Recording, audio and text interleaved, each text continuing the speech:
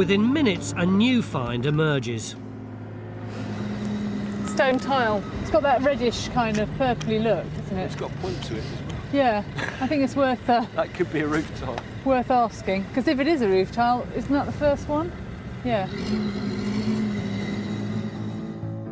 When the Romans arrived, southwest Britain was divided up into tribes such as the Doboni. While there were Brits who were hostile to Roman imperial expansion, others, particularly those who were already trading with Rome, were more welcoming and more likely to build a Romanised building. You've got this Iron Age landscape, and suddenly plonked into the middle of it, you get this super modern villa. How did they know what to build? Where did they get the ideas and the craftsmen from? Well, you've got a lot of things happening very close to here. Go 10 miles to the north and you've got the Roman town of Bath. Now, this is somewhere where huge investment is taking place in the 60s and 70s. There are probably masons coming across from Gaul, probably Roman engineers, building this massive monumental temple and everything that goes with it. And I think what John says is correct, but I think you've also got to accept that there are people here in the late Iron Age who are probably already important, already perhaps high status.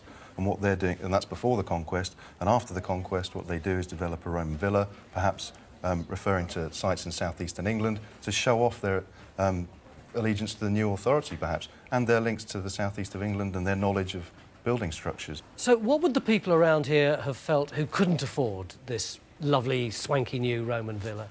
I think intimidated to start with. It's like thinking about medieval cathedrals, sort of peasant going and suddenly seeing this huge spiring tower. They'd be in awe of it. And that's what they feel when they go to see Bath. OK, a small little villa like this is not quite the same, but it's very alien architecture. Yeah, most people in the region at the time are still living in roundhouses, so somebody who builds a villa like this is showing off their links to the new political authority. Or it could be seen as a huge faux pas, like someone putting up stone cladding on their building.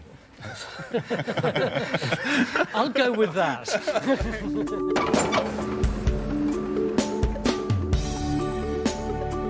As well as villas, the Romans introduced another alien feature to our landscape. Yes, the Romans brought the garden to Britain.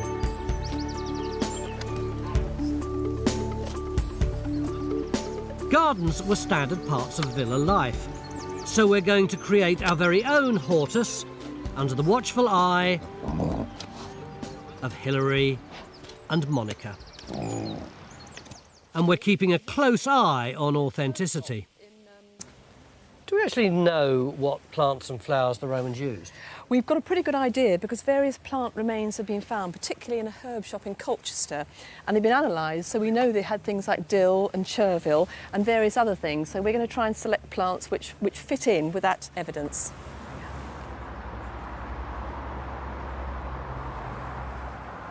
Why don't we ever dig up anything like that? What have you got your eyes on, Claire? We're going to go for this urn here. It's a nice simple shape, and we've got the acanthus leaves at the base, which would be just right for our garden. I'll tell you what, we can stick this on top of Bridget's well. I don't think she'd be very happy about that. Hello, my name's John Gator. Time Team is fan-funded by Patreon. This vital support helps us to make new episodes. Joining Patreon gives you access to exclusive interviews, 3D models and masterclasses, plus lots more.